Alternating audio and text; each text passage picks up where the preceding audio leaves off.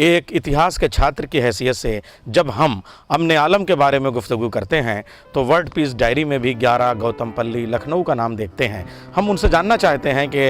अमन आलम के लिए, world peace के लिए उन्होंने कौन से आंदोलन यहाँ से पेश किए और क्या किरदार अदा किया है। जाहिर सी बात है 11 गौतमपल्ली हमारी भाषा, हमारी संस्कृत, हमारी रिवायत, हमारी तहजीब को पेश करता है।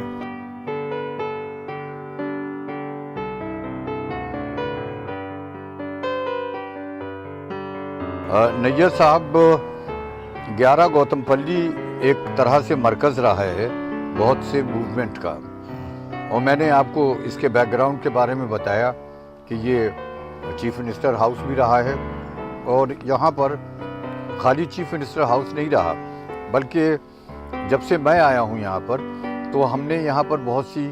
से मूवमेंट्स और बहुत से ऑर्गेनाइजेशन शुरू किए थे, और उसमें जो बहुत ही अहम है वो organisation for nuclear disarmament, world peace and environment है। ये इसी घर से सेक्रेटरी जनरल बुतरुस गाली साहब को अवार्ड दिया गया था, जिसके अंदर से शायद ही कोई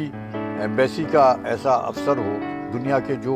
यहाँ ना आया हो, और वो फंक्शन राजभवन में हुआ था, लेकिन सारी कंट्रोल, सारा कोऑर्डिनेशन उसका जो था वो यहीं से हुआ था। जो वर्ल्ड पीस डायरी का जो हाउसमैन की है, इंग्लैंड से शाया होती, लंदन से, कैलेडोनियन स्ट्रीट से, उसमें दुनिया के वो ऑर्गेनाइजेशंस दिए गए हैं जो वर्ल्ड पीस के लिए काम कर रहे हैं। और ये बड़ी खुशनसीबी की बात है कि हमारे यहाँ उत्तर प्रदेश से और हिंदुस्तान में जो चंद ऑर्गेनाइजेशन है उसमें हमारे भी ऑर्गेनाइजेशन का नाम है, और उसमें जो पता है वो 11 गौतमपल्ली का दिया हुआ है।